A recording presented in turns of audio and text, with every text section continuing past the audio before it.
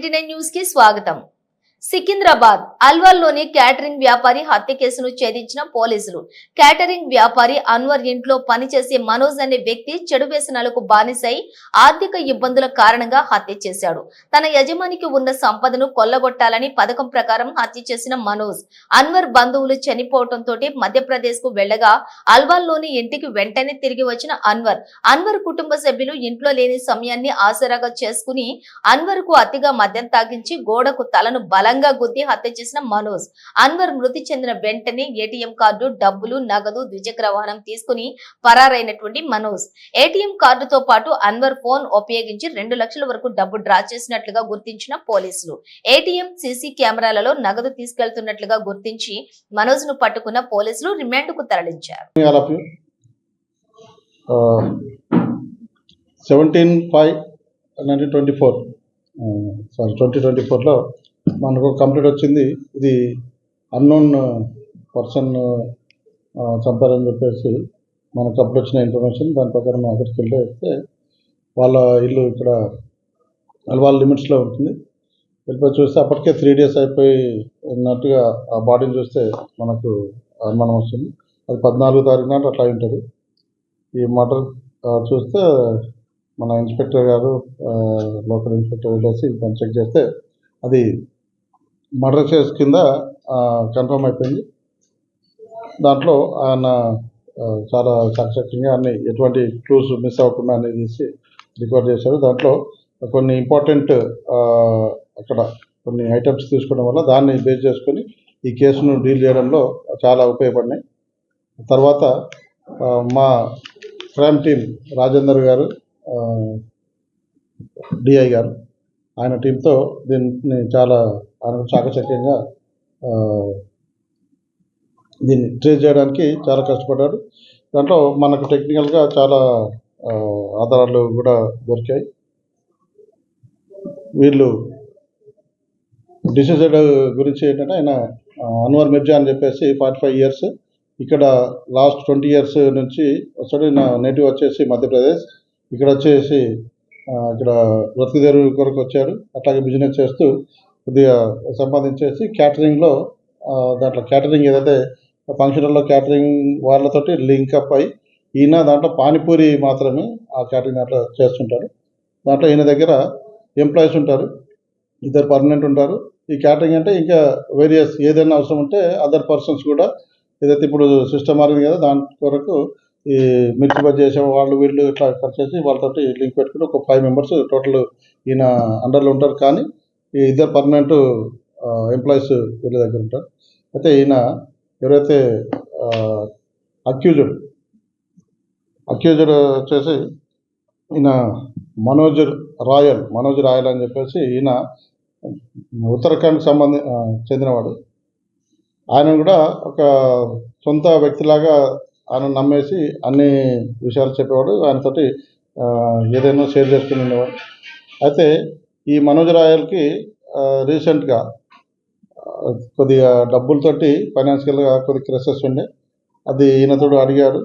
కానీ ఇంటి దగ్గర పని ఉందని చెప్పేసి ఆయన కొద్దిగా ప్రెజర్ కూడా చేశాడు ఈయన పైన డబ్బులు కావాలని చెప్పేసి.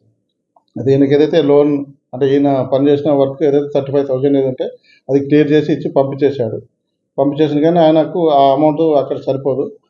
అయితే దీంట్లో ఈయన దగ్గర మా ఓనర్ దగ్గరనే ఎట్లయినా సంపాదించుకోవాలా అని చెప్పేసి ఒక ఉద్దేశం ఉండే. తర్వాత ఆయనకు ఒక విషయం, ఒక సడన్ టైం కలిసి వచ్చింది. అయితే ఈ ఓనర్ వాళ్ళ బంధువులు చనిపోయారని చెప్పేసి మధ్యప్రదేశ్కి వెళ్ళడం జరిగింది. మధ్యప్రదేశ్ ఫ్యామిలీతో మొత్తం వెళ్ళారు. ఫ్యామిలీ అంతా అక్కడ ఉంటే బిజినెస్ కొరకు మళ్ళీ ఈయన ఒక్కడు రిటర్న్ వచ్చాడు. ఏదైతే డిసీజ్డ్ చనిపోయిన వ్యక్తి అన్వర్ మిర్జా వచ్చేసి ఉంటే ఇప్పుడు ఒక్కడే ఉన్నాడు కదని చెప్పేసి ఆయన వచ్చేసి 13th నుంచి ఆయన ఇంటికి వచ్చేసి మళ్ళీ ఏదో అడగడము ఆ విధంగా చేయడం వల్ల మళ్ళీ మందు తెచ్చేసుకుని తాగడము 2 రోజుల నుంచి ఆయనను ఎక్కువ తాగించేసి ఈయన ఒక డిసిషన్కి వచ్చాడు. ఎట్లాగా ఆయన చంపేసి ఈ డబ్బులు తీసుకెళ్లాలనే ఉద్దేశంతో ఉన్నాడు. కాబట్టి మందు తెచ్చి తాగించాడు. ఆ తాగిన మైకంలో ఈయన తక్కువ తాగాడు, వాళ్ళ ఓనర్కి ఎక్కువ తాగించాడు. ఆయన మత్తులో ఉన్నప్పుడు తీసేసి ఆయన బలహీనం చూసేసి ఆయన గోడకేసి తలకాయ తీసి నేలకు గోడకేసి కొట్టేయడం వల్ల ఆయన హెడ్ ఇంజరీ వచ్చేసి చనిపోయాడు. చనిపోగానే ఆయన దగ్గర నుంచి ఏటీఎం కార్డు అలాగే ఫోన్ నెంబర్ తీసుకొని ప్లస్ ఇంట్లో ఉన్న బంగారు ఆభరణాలు తీసుకొని వెళ్ళిపోవడం జరిగింది. వెళ్తూ ఇంటి దగ్గర ఉన్న ఒక బైక్ని కూడా తీసుకొని వెళ్ళిపోయాం, మోటార్ సైకిల్ తీసుకొని వెళ్ళిపోవడం. ఇక్కడ నుంచి ఆయన ఏటీఎం కార్డు తీసుకున్నాడు. ఆయన సొంత వ్యక్తి కాబట్టి పిన్ కోడ్ కూడా తెలుసు. అయితే ఆయన ఫోన్ ఎందుకు తీసుకెళ్ళాలంటే ఆ ఫోన్ దాంట్లో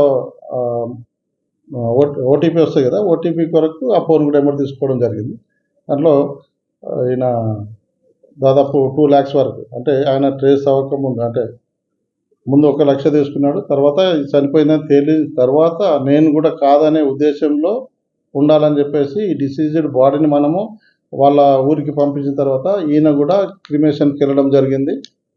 అక్కడ క్రిమేషన్ అంటే నెక్స్ట్ డే అయిపోయిన తర్వాత వెళ్ళడం జరిగింది. అంటే ఎవరికి అనుమానం రాకుండా మన వాళ్ళు చాలా ఎఫర్ట్స్ చేసేసి ఈ సెన్సేషనల్ కేసును